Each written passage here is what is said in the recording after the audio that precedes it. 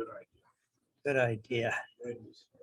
Good idea. Good evening, everyone, and welcome to the Book Club of California for our live. Let me turn this volume down so we're not getting an echo here. For our live and Zoom presentation this evening. If you're out there in the Zoom universe, welcome to the Book Club of California. Tonight, we have a presentation by author and historian Bill Yenne. My name is Kevin Kosick, and I am the Executive Director of the Book Club of California, and it's my pleasure to welcome you. For those of you out there in the Zoom universe who are new to us, or here in the room who are new to the Book Club of California, the Book Club is a nonprofit member and donor-supported organization that is dedicated to preserving and promoting the history of the book and the book arts. Oftentimes, we do that with a focus on the history and literature of California and the West.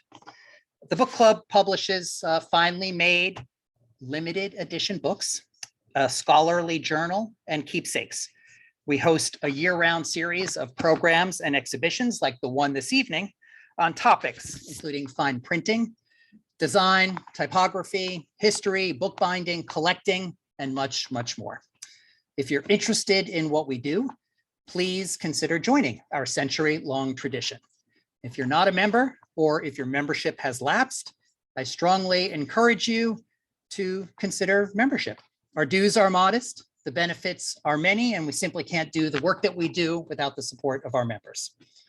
I encourage you to visit us online at bccbooks.org. And now for tonight's program and our presenter. San Francisco Beer, A History of Brewing in the Bay, a live, in-person, and online presentation by author and historian Bill Yenne. Bill Yenne is a graduate of the University of Montana and the Stanford University Professional Publishing course. He is the founder of American Graphic Systems, whose AGS Bookworks division is the producer of nearly 200 large format illustrated books. Before turning to a career as an author, Bill Yenne was a nationally recognized artist and illustrator. His work has appeared in numerous national magazines, including Rolling Stone, and several of his paintings are in the official collection of the US Air Force. Bill is the author of more than 36 nonfiction books, as well as 10 novels. His nonfiction work includes books on aviation and military history and biography. Of course, he is well known for his books on beer and brewing, including The American Brewery, Beer, The Ultimate World Tour, and Guinness, the 250-year quest for the perfect pint, among others. Tonight, he will be speaking about local beer history, the topic of his book titled San Francisco Beer, A History of Brewing in the Bay. So if you're in the room, please hold your questions to the end. We will have time for Q&A towards the top of the hour. And now it's my great pleasure to introduce author and historian Bill Yenne. Thank you all for coming out. I know that there are relatively few of you in the room, but I know that out there in the Zoomiverse, there's more than 100 people listening to us, and that they can't see us and we can't see them, but I am happy that they're there, and I'm happy that they're listening in, and hope they'll enjoy the show, and as much as I know that you will here. So I'm going to tell you a little bit about the program. I'm going to first of all, before I do that, I want to acknowledge Sean O'Sullivan, who is the co-founder and the stand up, Sean. Wave to the people. Hello, people. All the ships at sea. He's the co-founder of 21st Amendment Brewery on 2nd Street.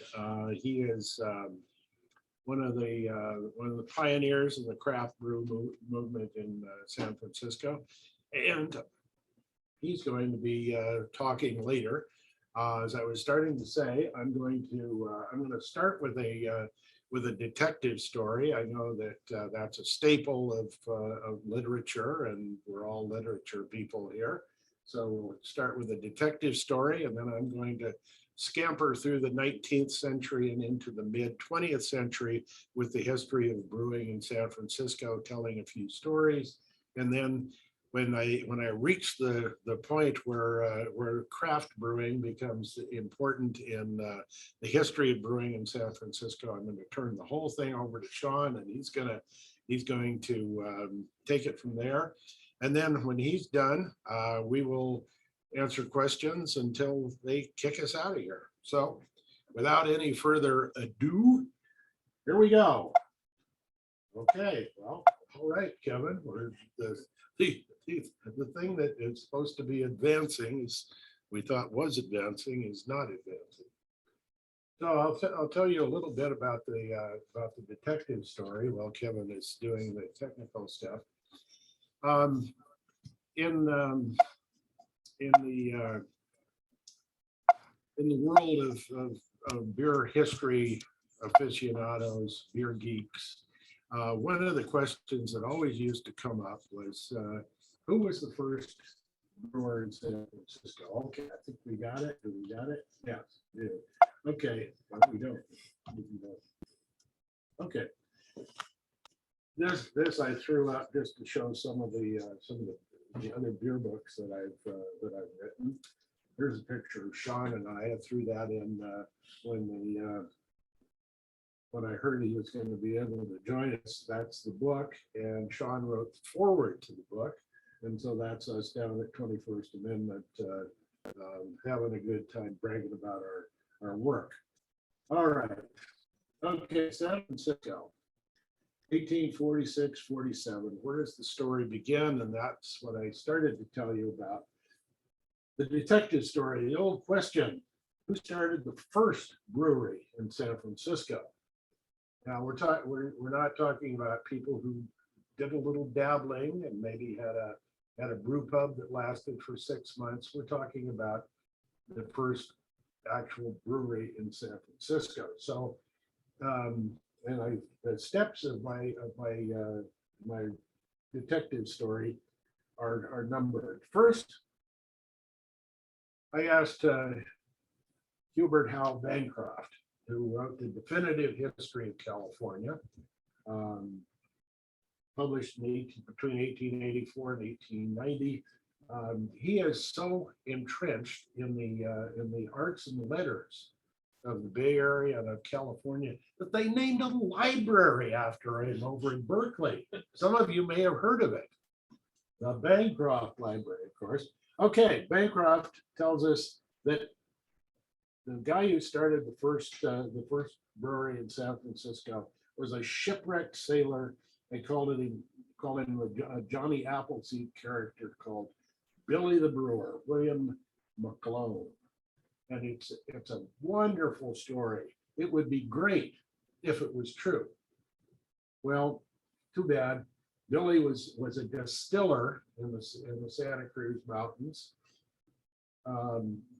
Bancroft was sure that he was the first brewer in San Francisco, but he was a distiller in the Santa Cruz Mountains. He went up to the gold fields and dabbled in brewing up there, but there's no evidence that he ever brewed in San Francisco. And if it wasn't Billy, who was it? Turning right on. Okay, well, let's do what we like to do in researching things. Let's go to city directories. Let's go to government records. Let's go to books on brewing history and leaf through those and try to find who was it? Who was it? Well, what is often revealed: Schubert's California Brewery, William Bull's Empire Brewery, but both of those started in 1849. So I asked the question: were there no breweries in San Francisco before the gold rush year? Okay, so I keep looking. Number 7 there. I'm looking at old newspapers and I found this published in the California Star. This is 1847. Among the occupations or professions of city residents, there are 26 carpenters, 7 bakers, 6 blacksmiths, 6 inland navigators, 3 doctors, 3 lawyers, but only 1 cigar maker, 1 Morocco leather craftsman, and 1 brewer. No mention of a partridge in a pear tree. Okay, so what? One brewer, 1847, that's 2 years before Bull and Schubert. Who was it? Then we discovered John Henry Brown. He was in San Francisco 6 years before Bancroft. He was here even before Sam Brannan arrived. And he knew everybody in San Francisco in 1847. And he writes in his book, which he didn't publish for many years, there are many persons who claim to have started the first brewery in this city, but Francis G. Owen is the only one who can claim that honor. He built what would be called a small brewery at the corner of Pacific and DuPont Streets. Of course, that's Grant Street. Okay. Number 10, case solved. Nope. There are no other mentions in any of this literature of Francis G. Owen. So what to do? But then we discover that John Henry Brown was a terrible speller. I mean, he spells Leedsdorf, Leadsoft, and et cetera, et cetera. So Francis G. Owen is actually Francis G. Hohen, Hoen. It's a German name. It's the English pronunciation. In German, it would probably be Fern, or I don't speak German, so there's no umlaut. So anyway, he knew him. He called himself Hohen, and phonetically that was Owen, and that was how John Henry Brown knew it. So armed with that information, suddenly he shows up everywhere. He even ran for city treasurer in 1846. So he was around before Bancroft. Even Bancroft mentions him, but not as a brewer. Here's a map, early map of San Francisco, and that red square is where Hohen had his brewery. Then I found this, which I was pretty proud to discover. September 1848. Here's Hohen, and he's advertising for hops. So business was so good that he put an ad in the newspaper wanting to buy hops. We'll pay highest price for hops in large or small quantities. And then the next ad down, I had to include that. This was right next door to Hohen's place. This is the Shades Tavern. I don't know whether you've ever heard of the Shades Tavern, but you can read some of the copy there. And what I like about the Shades Tavern, not so much the wines, cordials, and cigars, but this was possibly the first bowling alley in San Francisco. This is 1848.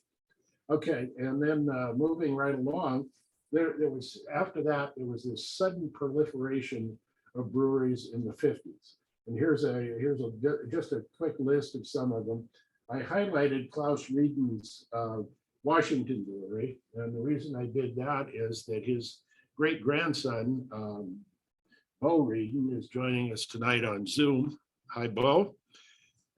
And so I just wanted to do a shout out to his family. And then I'm going to tell a few other stories. The Albion Castle. John Hamlin Burnell, he was an Englishman. He had an ale and porter brewery. Porter was important in San Francisco at the time. In researching the Guinness book, I discovered that there was a huge import market for Guinness in San Francisco throughout that whole time. They even sent salespeople over here to haunt the bars. So the Albion Castle is the punchline there. How many of you have driven past the Albion Castle out on Innis Street? Yeah, I see a lot of hands. Built in the style of a Norman castle, and then when he stopped brewing, it eventually became the Mountain Springs Water Company because it's built on top of an amazing spring. Amazing natural spring. And, okay, Kevin, we need you again. What am I doing wrong here?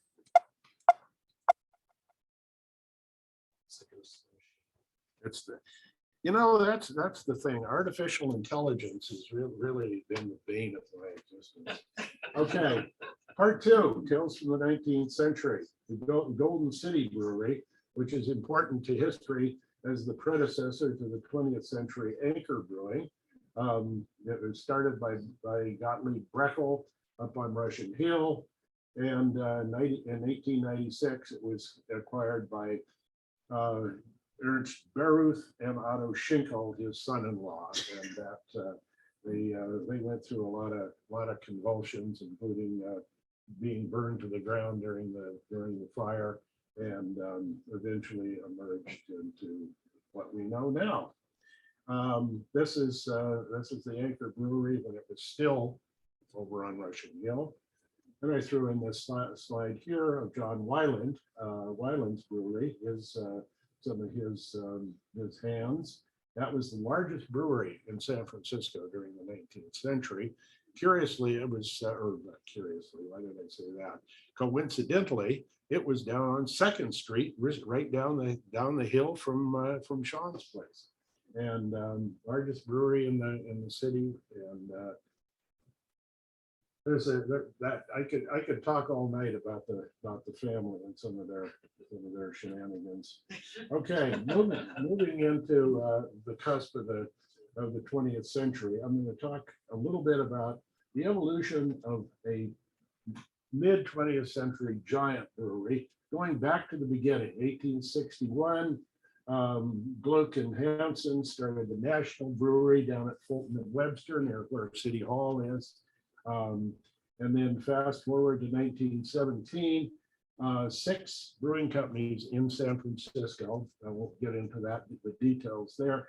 They started the California Brewing Association. It was the first San Francisco conglomerate of breweries. They started in 1917. That date is kind of important because you're less than three years away from Prohibition. And the namesake of Sean's Brewery is the constitutional amendment that got us out of that. So the California Brewing Association emerged from Prohibition and eventually became the largest brewery in California. In terms of sales, their Acme brand was the largest brand in California. Here's some mid-century advertising. Acme is the beer with high IQ.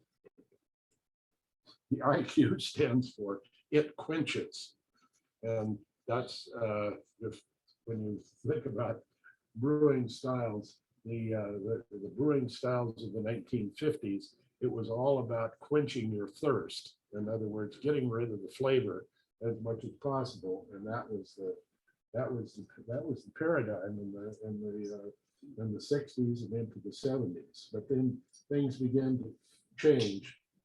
But in the meantime, these are some old labels. They're Lucky Lager. Most of you probably remember Lucky Lager, Burgermeister. Here's a picture of the Burgermeister Brewery. Does anybody know what's located on the site of the Burgermeister Brewery today? Costco, down on 10th Street. They tore that down to build Costco. I mean, what a fantastic place. Sean wouldn't have had to go out at back east to San Leandro for his production brewery if that thing still existed. But what a shame. I mean, we could talk all night about brewery architecture. And then there's the ham story. This is at a time when a lot of the Midwest and Eastern breweries were going national, and they wanted to have a presence here. everybody, who does not know where the Hams Brewery building is? Okay, okay, it's over on where the Potrero Center is at Bryant and 16th. It was right. It's one of the big, huge, tall buildings next to that. Which this building was actually built by Rainier Brewing right before Prohibition, because they got Prohibition, state Prohibition in Washington State, and Rainier decided, well, let's build a big brewery in San Francisco because California will never tolerate Prohibition. And how did that work out? It's, again, I think we could go on and on about that. Okay. The 70s, well, actually the 60s and 65 when young Fritz Maytag bought the old 1896 Anchor Brewing and jump-started the craft brew revolution. And that's Alan Paul on the right, started San Francisco Brewing Company over on Columbus, first brew pub in San Francisco, and I know it's one of the first half dozen brew pubs anywhere in the country. And that's me in the center. I was doing a presentation down there at San Francisco Brewing with one of my earlier books, and that's me with a little bit of hair on my head. And then with that, there was a second generation of craft brewers that came into action. Dave McLean, Ron Silverstein, and there's Sean. And with this is my cue to turn it over to Sean. All right, thank you, Bill. Thank you. It's a real treat to be here. I've never been in this building. It's actually the first time I've been outside, I think, in 2 years. So standing up before you today to talk about something that's near and dear to my heart. I mean, as brewers, to look at those faces, not these faces, the past faces, it's just exciting to see the legacy that exists here in the city for craft beer. It's what brought me to the city, was what was happening with craft beer at the time. I moved up here in the mid 90s. In 94, I was living in Southern California. I had a bunch of different careers in my 20s. I was a photographer. I worked as a paralegal at a law firm. I worked at CNN. And then I got hooked. As most brewers who go on to be professional brewers, I was a home brewer. And we all start as enthusiasts that way, and then we take it too far. And I've taken it way too far now, because now I own a brewery that's been around for 21 years, as Bill said, there on 2nd Street, which is really exciting for us. I mean, the place started with just me and Nico Freicia, my business partner. I was in the back brewing beer at our little 12-barrel brewery, and he was out running food. And that's how the whole thing started. And now we have a big brewery in San Leandro, in an old Kellogg's factory, and we ship beer to 36 states across the country. If you would have told me back in 2000 that one day I would be, distributing my beer across the country, I would have thought that you were drinking too much of my beer. So it's been a wonderful adventure. Speaking of the history of the name of our brewery, as Bill mentioned, the 21st Amendment, when we were looking for a name, we were looking at some of the names actually that Bill mentioned in his talk, like the National Brewing Company, the U.S. Brewing Company. We felt it just didn't have enough sex appeal to a name. And so when we were looking at the old white pages at the time before Prohibition, before 1920, we weren't impressed with the names. And so we realized we were dabbling in this period around Prohibition. And so we set on the 21st Amendment. And so that's what, that's the name of our brewery. It's served us well. A lot of people don't know what it is, so it's a source of teaching a history lesson. They think it's the next amendment. You get all sorts of convoluted stories, but is in fact repealed the 18th Amendment, the only amendment to the U.S. Constitution that repealed another amendment to the Constitution. And that was repealed December 5th, 1932. I should know this. I think it's tattooed on my eyelid somewhere. Anyway, we flash forward to 2004. These characters here, who are near and dear friends to me, Dave McLean, who started Magnolia Brewery, and Ron Silverstein, and then me holding a watermelon. One of our most popular beers is Hell or High Watermelon. We actually use real watermelons in it. But anyway, we started the San Francisco Brewers Guild in 2004. And at the time, just to show you kind of you've have to have been living under a rock to know what's been happening in craft beer for the last 10 years, but it's blown up. It's gotten really big. So when we started the Brewers Guild in 2004, there was about 8 breweries that existed in San Francisco. Now there are, I think, 35. There might have been 40 before the pandemic. It's just gotten huge. When we opened our brewery in 2000, there was actually about 2,000 breweries across the country, and now there's over 9,500. So it's a huge explosion that's happened. And with that, the consumers, as they will, they demand new tastes and new flavors. And so we've gotten away from, which are beers that are near and dear to my heart, the traditional beers that you see like pale ales and IPAs, steam beer, which is, you know, really the only indigenous beer style to the United States. Started, you know, Fritz Maytag made that popular back in the day when he took over the brewery. So now you have new beer styles where they're adding fruit. We add fruit, like with our watermelon. We add blood orange to an IPA, and it's just exploded. You know, people are adding chocolate and nuts, and it's just become anything you can imagine. I was talking to a gentleman earlier that actually coffee, the evolution of coffee in this country tracks in some ways what's happened with beer styles. It's like, you know, back in the day, you got a cup of coffee, you know, and now you can get like a frappuccino with caramel in it. Same thing in beer. It's really taken off. But it's a wonderful industry. You know, I think before Prohibition in San Francisco, and maybe Bill, you can correct me if I'm wrong, but there were probably, I think, 70 craft breweries within the area, and one on every corner. And we're starting to see that more and more. We have seen that more and more. The pandemic has sort of has tamped down the growth a little bit, but you certainly see beer bars, popular beer bars that are serving all sorts of craft beers from the Bay Area and beyond. It's certainly, it's defined me, who I am, you know. I've gotten grayer and bigger because of it, but it's just fascinating. And to, like, honestly, to look back for Bill's presentation and just to see the characters that preceded me and my cohorts. You know, I feel like I'm one of them. You know, this is really kind of, it's great to see that, you know, when you talk about that and you bring this up.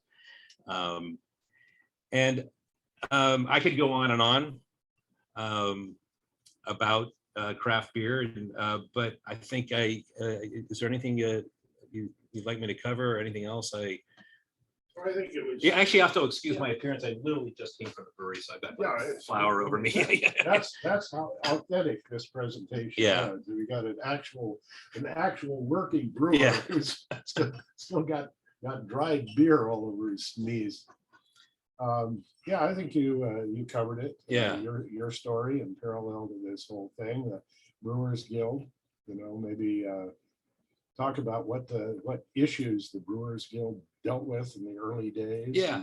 Well, where is the Brewers Guild now? Well, yeah, that's a good point. You know, the San Francisco Brewers Guild, like I said, started back in 2004 with like 7 or 8 breweries, and we're all like it was all started by brewery owners like these fellows here, and we didn't know what we wanted to do, and so we just started with a map. You know, we're all on our own islands running our own businesses, and so we just started with a map, and then we created a festival down at the Jeremiah O'Brien Brews on the Bay, and we would all like serve our beers on that ship down there at Fisherman's Wharf. And it was really interesting because I can remember, like, to get our beers on the boat, they would actually have to take this old crane off, you know, on the ship and lower it down, get the steam engine going, and our kegs would be lifted up and put on the ship, and they were served there for that day festival. And so we would do that, and then it blew up. It got a lot larger. It now is called the Bay Area Brewers Guild, of which there are over 200 breweries all the way from the North Bay down south and out east. So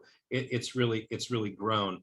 In previous years before the pandemic, we have a huge gala that's in February that starts off San Francisco Beer Week, which actually is starting up again this year on February 11th.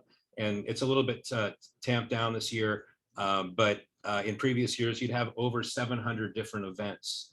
And the whole mandate with Beer Week, San Francisco Beer Week, was not to do just a pint night where you show up and you have a beer and then you take home a little tchotchke. a pint a pint or some other thing from a brewery, but it was about education and taste. And so if you have an opportunity to go on the San Francisco Beer Week website, you'll see events that where there's education, where there's brewers like myself getting up talking about beer, presenting beer in different formats, barrel aged beer, soured beer, IPAs, as well as beer dinners, and it's amazing. It's a huge celebration of craft beer, and we've done a really great job of it. I And you think. don't have to go to all 700 events. Yeah. Some people try. One year I did do that, Bill. Yeah, but you don't have to. No, you don't Well, have you to. do. You don't have to. You do, but the consumers do. It's actually 10 days because a Brewers Week is 10 days. We can't count. But yeah, so it's coming right up. We're hosting an event so far at our brewery in San Leandro. It's the East Bay event. Now that there's different regions within the Bay Area Brewers Guild, there's the East region district, excuse me. And so we'll be hosting an event out there as well, where we'll be serving beers with other breweries. But it's come a long way. I mean,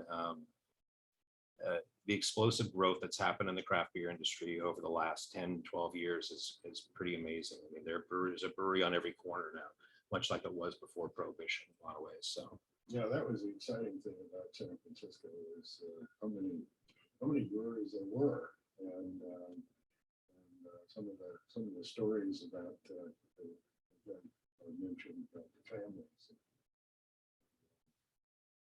all the people and the cousins that own the brewery over here, and their other cousins own the brewery over there. Bad blood between them. There's some, yeah, just wonderful stories, and still wonderful stories. And as Sean said about Beer Week, and I encourage you to get out and be part of that. Is that as you go out to these places, it's about education. Education doesn't have to be stuffy. It's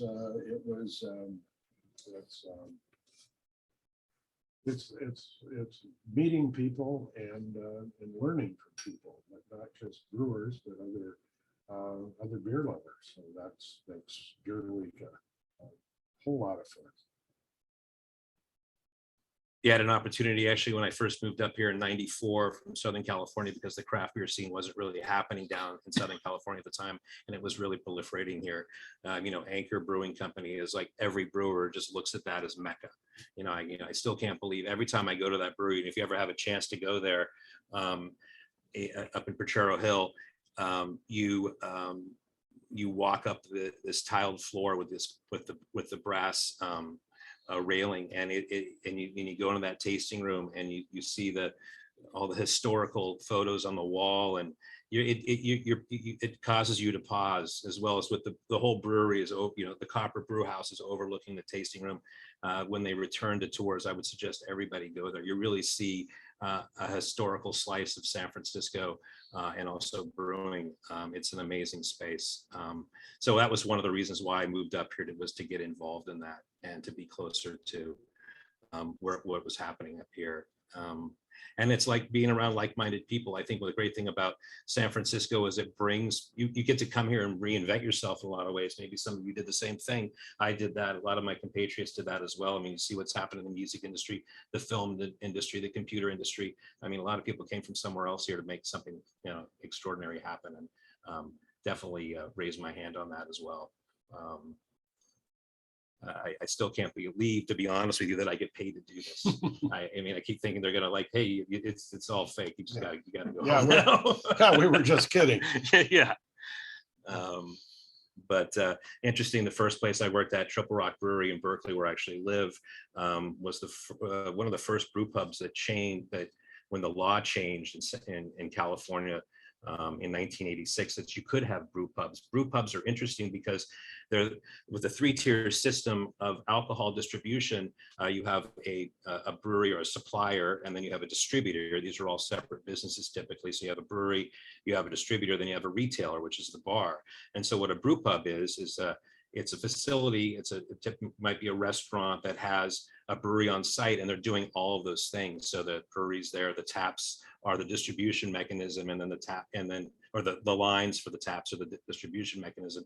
And then the taps is actually with the retail portion of it. So it took a while. Now we just take it for granted that brew pubs are everywhere, but back in the day, it was very unusual. What caused that change in the law? It was what caused the change? Yeah, I mean, all of a sudden they said. I think it was, well, in a lot of ways, early craft brewers were essentially wanting to brew, or were brewing beer at home brewing, but they wanted to start businesses that were where they could sell their beer, make their beer and sell their beer, like Ken Grossman at Sierra Nevada. These were like kids at the time in the 60s and early 70s who had traveled to Europe and seen the type of beer that was being served in England, like ESBs and pale ales and bitters, or in Germany, the exquisite lagers over there. And then they came back to the United States, and it was this, fairly industrial strength lager, like from the likes of, Budweiser and Coors and all that. And so they really wanted to make something that they felt that was important, that they could share and start a business with. And so there was lobbying efforts on that to change the law to allow those businesses to exist. And even before that, home brewing was illegal. I think it was Jerry Brown that, I don't know if I have that correct. I don't I'm know. looking to the historian right here that changed, that allowed for home brewing. Well, there was just a kind of a groundswell of support for this whole idea, and people were calling their assemblymen and calling their congressmen, and eventually it did get changed, and lucky us. Now we're here. Lucky us. Should we do a Q&A now? Failure rate of brew pub breweries is very low. The failure rate of brew pubs, yeah. Brew pubs, yeah. Yeah. Opening a brew pub is a pretty solid bet. That's a good point. A brew pub in some ways is a restaurant with a gimmick in some ways. It has a twist, it has a hook. I don't know if I would call what I do for a living a gimmick, but Better not. We're not recording this, are we? No. But it's a unique experience. A lot of they line up in a lot of ways of location. So those aspects are important, and also how you serve your community. I mean, brew pubs right now are stalwarts of supporting their community. They work closely with local government, with local community groups. I just worked on a project last year with the Berkeley Humane Society, where we typically would have a large festival at the old Myers Sound or Fantasy Studio parking lot in Berkeley, right across from Berkeley Humane. And they raised money in order to bring in these animals and find homes for them.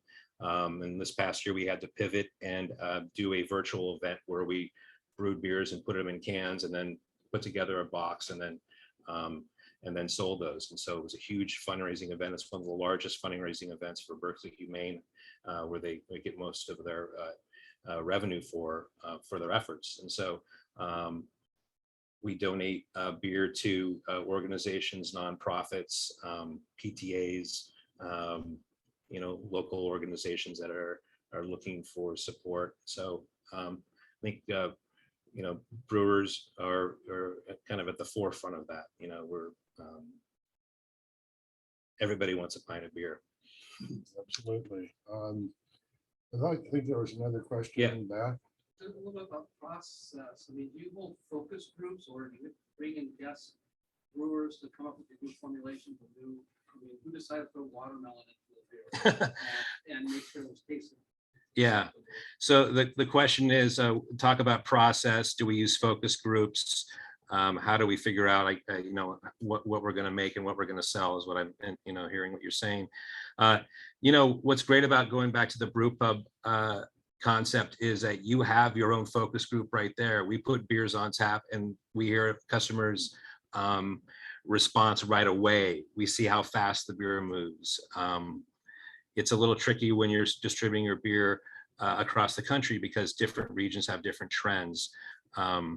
And so we, we spent a lot of time seeing what's going on out there. We talked to our distributor partners in other states and other markets about what's popular. With Hell or High Watermelon or Watermelon Wheat beer, that was a fluke in some ways. It was a beer that my business partner Nico came up with in his apartment on Oak Street here off the Panhandle, back in 1999. And when we first opened in 2000, he said, "Hey, what do you think about brewing my watermelon beer?" And I said, "Nobody's going to drink that crap." And so and then in 2001, I surprised him. I brought him back to our little 500 square foot brewery there on 2nd Street, and I had floor to ceiling stacks of watermelons, and I said, "I figured out how to make your beer," and it blew up. It's honestly our largest seller. It's a summer seasonal, and the unique thing about it is that you think at the time putting fruit in beer wasn't considered to be, craft beer. Now a lot of us are doing it, and so I'd have big beer guys like Bill here who'd come up to me and who are enjoy imperial stouts and double IPAs and whatnot, and he'd whisper in my ear and say, "I just want to let you know, Sean, I like your watermelon beer," and I'd be, "You're okay. I'm not going to tell anybody." I did say that. Where can you get the watermelon beer? So the watermelon beer is available March through about early fall, depending on when the Giants stop playing baseball, and you can get it at any large grocery store. You can get it at our pub. You can get it at liquor stores on tap around town. Oh, yes, sir. I'm curious about this sort of resurgence several years now of Pilsner beers as craft beer, and sort of the response to the macro breweries in craft beer, and when you think that Pilsner became sort of the opportunity for craft beer? Yeah, that's a really good question because craft beer goes through phases. It's cyclical in a lot of ways, and what we've seen. So the question, I think, what you're saying is how have lagers become popular more lately than in the past? And what I was going to say is that good European Pilsner, like the one they make in Pilsen, for instance, is just so much better than your mass market pale lager in this country. So I think using that as a model rather than let's try to just make another Budweiser, is you're creating something that has a flavor profile that people like, and that it isn't just like the girl said, IQ, it quenches.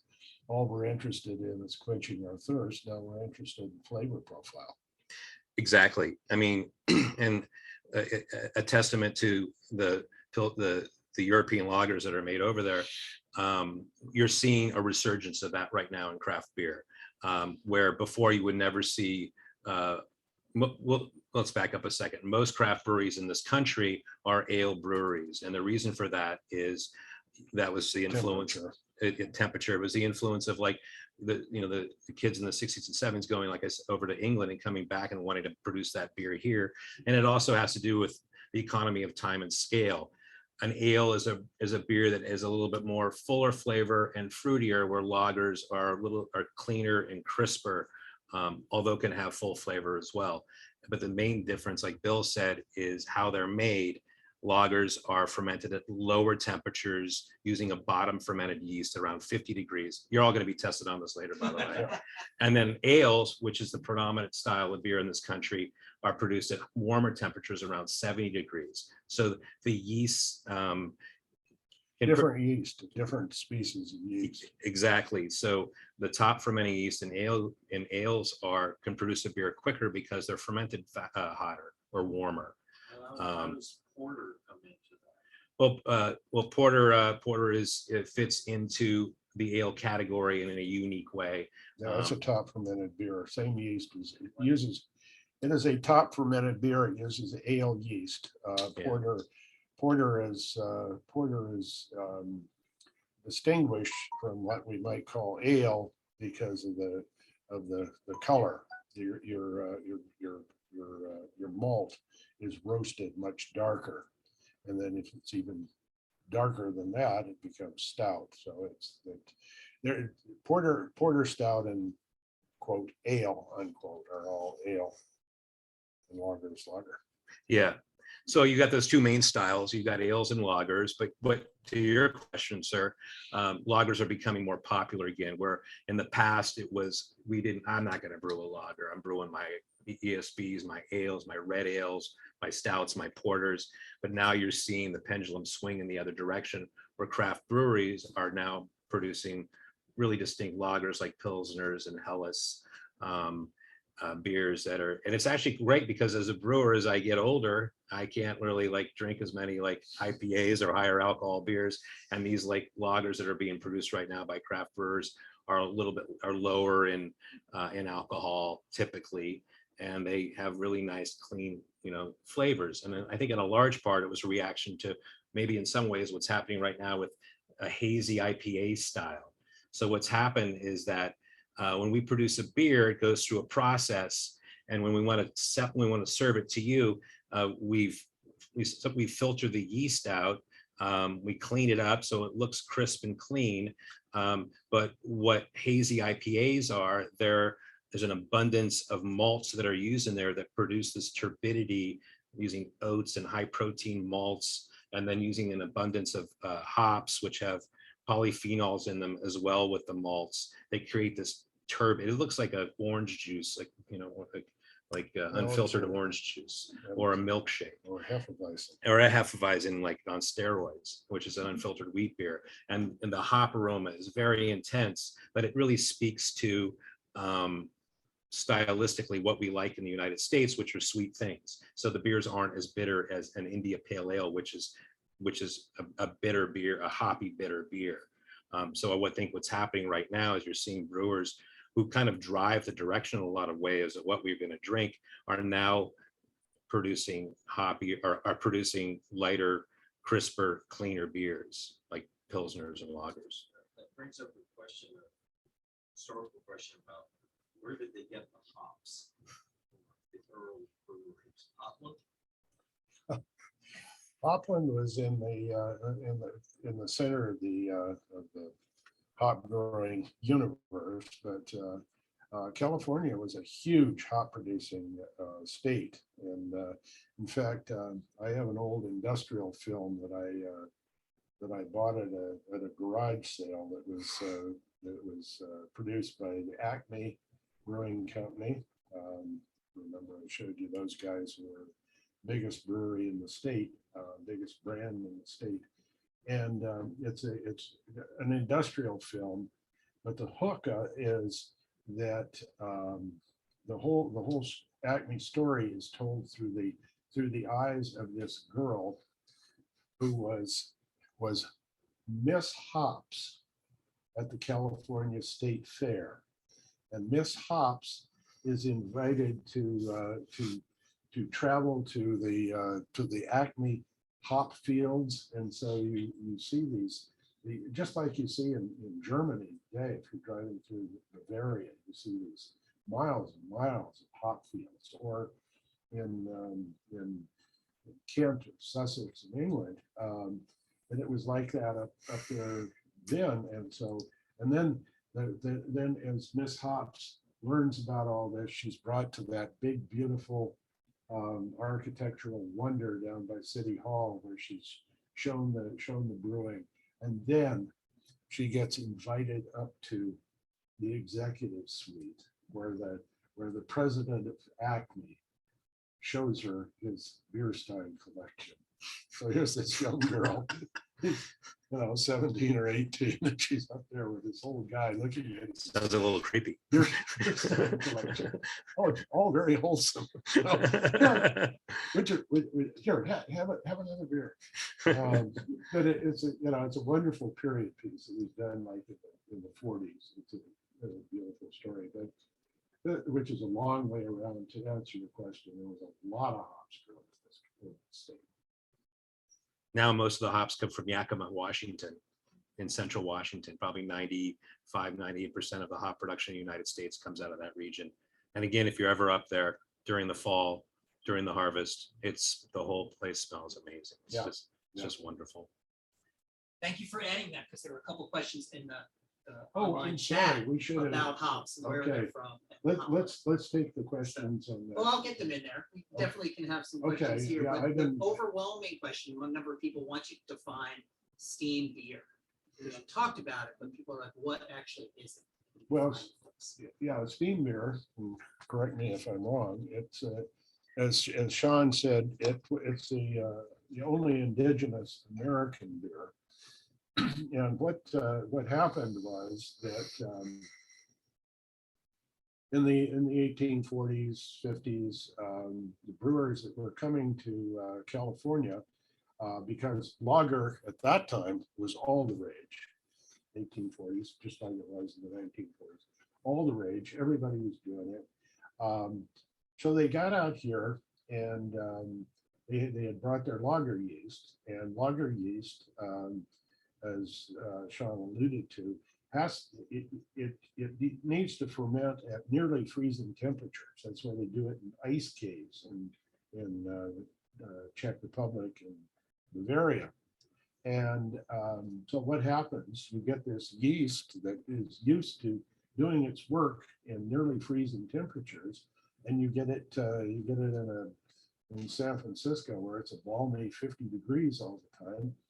It decides that it's going to get frisky because it's warm. It can act up, and what happens is you get so much build up pressure in the keg that when it's tapped, you get this big whoosh of what looks like steam. And over the years, that completely disappeared. There was no more steam there, and but it sort of hung on at Anchor Brewing, and then it became a trademark of Anchor Brewing, and it was really Fritz Maytag who crafted and developed this beer into what it was in the late 60s and 70s and 80s and beyond, and really gave us a really unique beer. It's like Sean said, it's the unique American beer style, and it existed at one time. It faded from view. It was really Fritz Maytag who brought that back and defined it and refined it, and that's became a trademarked product of Anchor. Yeah, none of us can use the word steam. Yeah, He owns it. Yeah. I've gotten around it by calling the beer like they call us the 21A. So we call it 21A's apostrophe teen beer. We made a couple beers like that. But kind of like just to tag along on Bill's comment about steam beer, what's interesting is that refrigeration really wasn't out here back in the 1840s and yeah, 1870s. that was the point. It was that you didn't have artificial ice making. Yeah. And in order to get ice, it was actually cheaper to bring it in by ship from Alaska than to bring it down from the Sierras. And but that's where ice came from. There was no ice here. So they have these huge, big cool ships, these large, shallow fermenters Yeah. that are like maybe 2 or 3 feet deep and as big as this room we're in right now. And they would put the wort in there after they're done brewing, and they would allow it to cool to the heat to dissipate in this large surface area. They would be on top of the brewery, and allowing the cool San Francisco air to come in and cool the wort down. And that's one of the other little tidbits, because there's where did steam come from? Like Bill said, it came from the kegs, perhaps, or the wooden barrels at the time. But the other one was the steam, the moisture coming off, the steam coming off the cool Yeah, ships at the because time. the wort came out Very of, hot. They call it steam beer back then? Yes. Yeah, you can look at old advertising from the 19th century.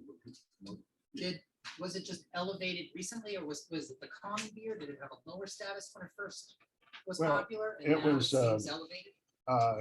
It was in the 19th century. It was if you look at the advertising in the 19th century, you see brewers advertising that they brew lager and steam beer, or lager or ale and steam beer. So it was, yes, it was. What if there's a question about the water and how important water is in the mixture?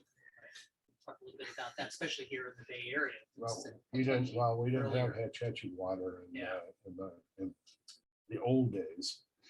Didn't have Hetch-Hetchy water until 1920s. Yeah, I mean, the water here in the Bay Area, as you know, is amazing, and it's because of the Hetch-Hetchy Dam and the snow runoff. It's great water for brewing. It's low minerality. It's reasonably soft. We can add salts to it in a lot of ways, mimic other water sources from around the world to recreate those styles that are indigenous to those other areas across the world. But I mean, I love it. When I lived in Los Angeles, when I was home brewing, I had to get distilled water and brew with it because the water there was awful. Still is. Yeah, I think the chlorine, they do filter. Yeah, Hetch-Hetchy water. yeah, we do. We use carbon filter to pull it out, and also if you boil it, the chlorine will dissipate. Historical point. As I told these two guys, my family had an early Masons, and they left the city because the water was went bad, and they founded a brewery in Sausalito. Marin County, Sausalito. You can still see it. There's a condo complex there called Whiskey Springs. Because when they went to Marin, they had enough land, 17 acres and a beautiful spring to make Irish whiskey and scotch. But before I left home, I looked up. So my great grandfather, John Mason, was originally a brewer. Brewers were in such high demand, they made a terrific amount of money. Just almost, when you look at the numbers, almost unbelievable. You could make more money as a brewer and move from brewery to brewery than you could having your own brewery. So I looked up his net worth in 1857 was the equivalent today of $750,000. Wow.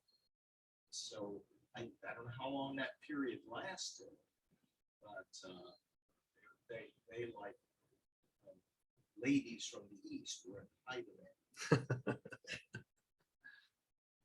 There's some curiosity about the beer recipes. Specifically, we have a librarian in Southern California at the Clark Library who's asking, are there any current brewers who are making like beer and stouts from early sources, like 18th century recipes? Is anybody doing that kind of stuff? Well, that was one of the things that Fritz Maytag was famous for. He created a beer from the earliest known beer recipe. It was Sumerian, and it was something like 6000 BC, and he brewed it by the original recipe. In those days, the fermentable starch, which now is malt, malted grain. In those days, they brewed barley loaves, which they stacked in warehouses because it was really dry in the Middle East. These things could be used as bread, or you could throw them into a brew kettle and brew beer. And so Fritz rented a bakery in South San Francisco and baked the bread, from which he eventually brewed the beer from this 6,000-year-old recipe. So I guess that's an extreme example, but That's a long time ago. yeah, it's before either me or you.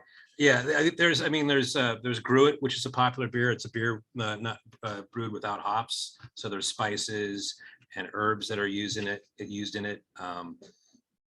There was a time in the Middle Ages when hops weren't allowed, certainly thereafter, when the church took over, they thought hops were somewhat of an aphrodisiac. Oh no, I'm sorry, the herbs and spices were an aphrodisiac, and the mandate was the ban to use hops. Gruits are popular. They tend to be a little sweeter. They're using like yarrow and sweet gale and rosemary and the like. In Scotland, they even use heather. Heather. Yeah. Bottles being pasteurized. Pasteurization. Well, Louis Pasteur invented pasteurization for the brewing industry, Yep. not for the dairy industry. Yeah, there's things, as brewers, we're glorified janitors at the end of the day. I like to say I'm not very smart, but I can lift heavy things. We fight, we're cleaning constantly. We don't have the luxury in other industries like the wine industry where the alcohol is higher and the pHs are lower, more acidic. Bugs can grow in beer. It's nothing that's going to kill you, but it's going to make the beer taste bad. And so pasteurization was a way to mitigate against infection and make sure that the beer was stable. So once it got to the consumer, and Louis Pasteur, I say it like I knew him, Louis, he developed that for the brewing industry, and really otherwise we would have bottles blowing up and all that. Well, bad. It was also to kill the yeast after the yeast had done its work. Yeah. To prevent the yeast from continuing to ferment, and that's where you got bottles blowing up. Yeah. So this question about American craft beers generally being much stronger in ABV, right? Flavor, it says, than British ones. Well, it's ABV is alcohol by volume. Well, in England, they have similar styles, or have similar styles that we took from over here. Like I said earlier, the pale ales and IPAs, your pale ales would be in the 4%, IPAs in 5%. But like in America, every time we get hold of something, we turn it to 11, and so now you have, the IPA category is vast right now. You have, imperial IPAs, double IPAs. Our IPA that you're enjoying here today is 7% alcohol. That would be an extraordinary IPA to have in the UK. Double IPAs get up as high as 7, 8, 9%. Triple IPAs, there's a beer that's released by Russian River every year right around February when San Francisco Beer Week's going on, called Pliny the Younger, and it's a whopper. I think it's around 10%, maybe even higher. Super popular. It's like you only want to have one. Yeah. Well, yeah. So craft beer, it definitely, the style. We've taken the style and we've amped it up. Americanized. Yeah. And IPAs were developed in England, and it's India Pale Ale, and it was called that because it was being shipped from England to India, which was a wholly owned subsidiary of England at that time. And it was the hops were, it was highly hopped as a preservative to preserve the stuff as it was being shipped through the hot sun all the way from England to India. And that's the origin of IPA, and that's why it has higher hop profile than pale ale. So this is a question I had. When did seasonal beers start to become a thing? And someone here wants to know what goes into a Christmas brew. Well, Fritz Maytag's first, and Anchor Brewing Company's first seasonal beer was Liberty Ale, right? Liberty Ale was derived from that. Yeah, it's an India, an IPA, which when it came out at the time, it was released, I think, around the holidays, I believe.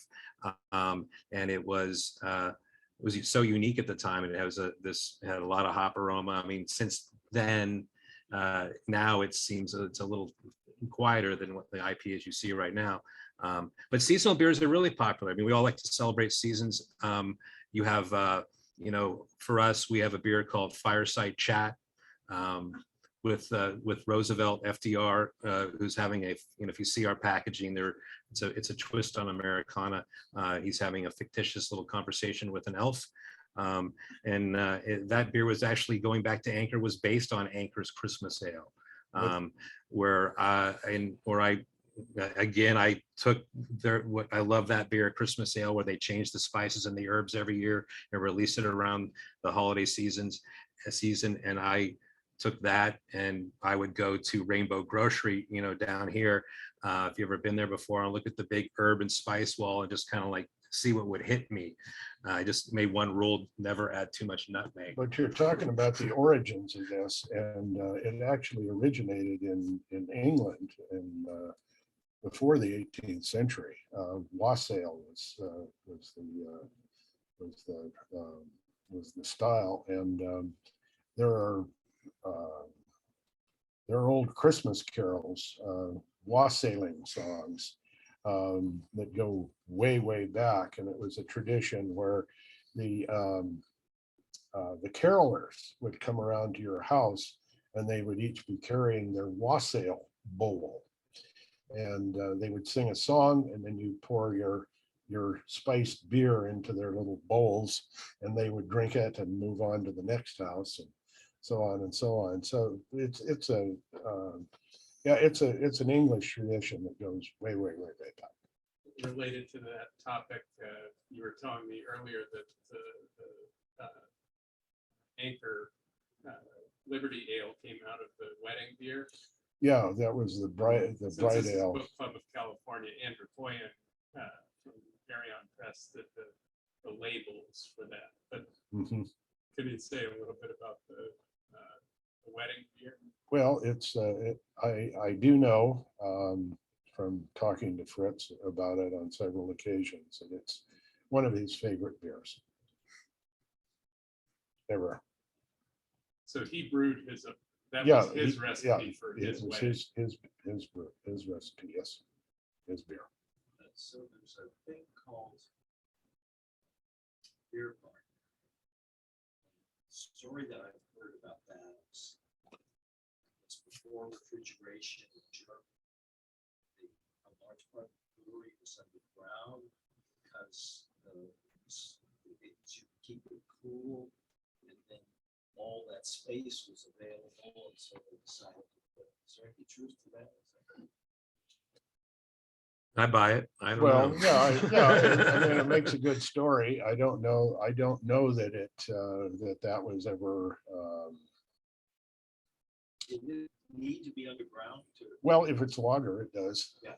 They needed Caves. to have it in ice caves, keep it very cold. But as far as the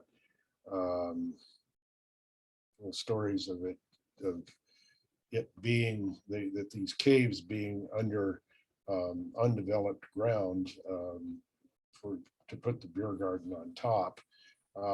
Most of those places the caves were either in the mountains, so that the thing on top of it was a mountain, not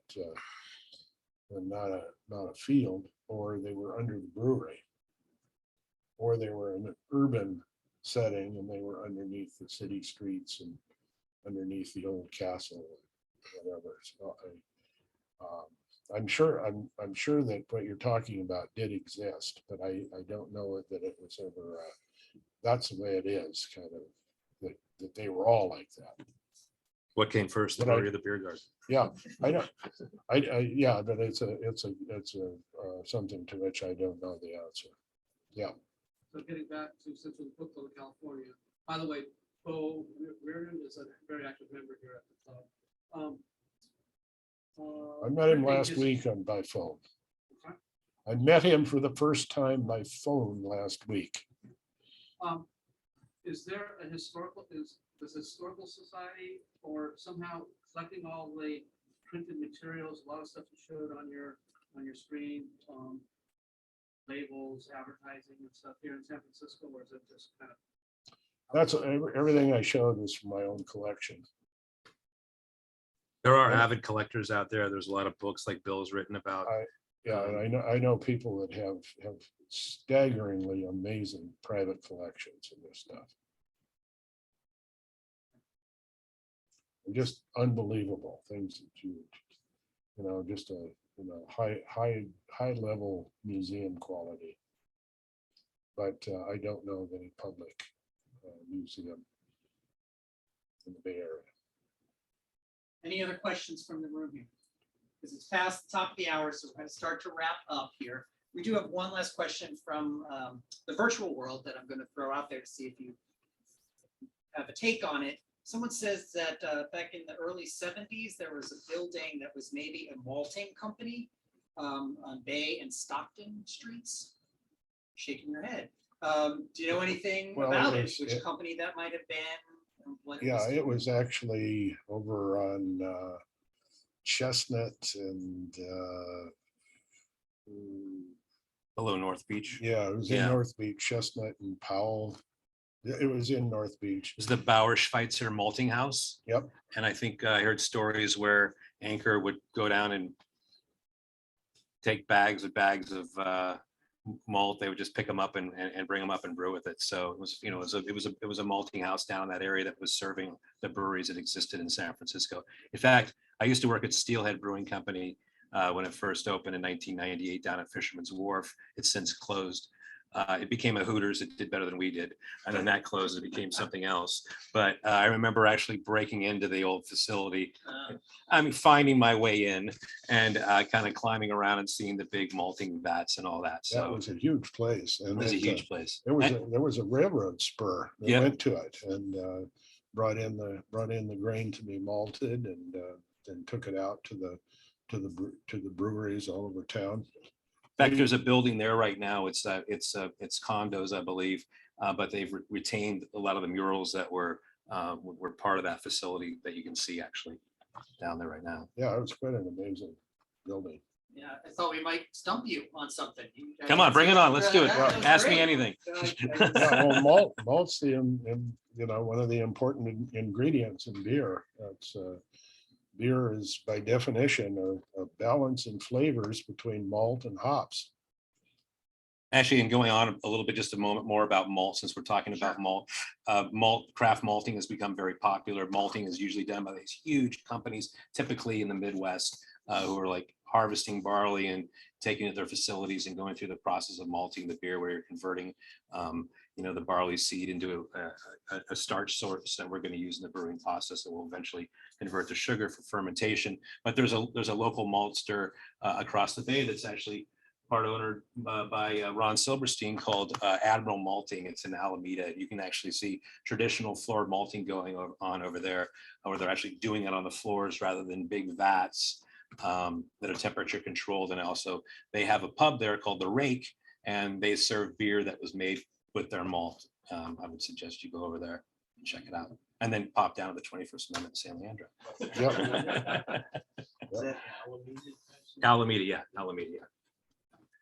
Great. Well, thank you. Thank you, Sean, Thank you. for joining us. Bill, this was terrific. We really appreciate it. Do you thank have you, another slide after Kevin. this that you want to? No, this is Is this the last one? Yep. Because we can wrap up unless there's any other questions. Are we good? Great. I'm Thank gonna you. just do a little goodbye to everybody here. A round of applause for our speaker and our guest. Terrific. Thank you again, both of you, for joining us. And thank you everyone here for attending this Book Club of California program. Our next program, we still have beer there. we still have some beer. If people would like a beer, we will pull it out for you. We'd be happy to do that. Good. We still have them. Our next program in our series celebrating San Francisco history is another in-person and online talk, and it's titled Bay Area Coffee, Stimulating History. As you said, it kind of goes hand in hand with the history of beer, but that'll be in 2 weeks. It's going to be an illustrated presentation by author Monica Trobitz, who wrote a book called Bay Area Coffee, A Stimulating History. And you can register to attend that program in person or watch it online by using the links in the program's emails that you might be getting from the book club, or you could go online to bccbooks.org/programs and register for any of our upcoming presentations. So again, thank you everyone for being us here in person and for joining us out there in the Zoom virtual world. We look forward to seeing you again in person or in our online community soon. Thanks everyone, and be safe and stay healthy. Thank you. And I do have a couple of copies of this book if anybody wants to have it. Yeah, I'd love for you guys to sign ours for us. And then, did Bo buy one already, or is he He's getting one. online or something? I'll buy one anyway for him. So I'll buy a. No, he's getting it. Yeah. Oh, I know you.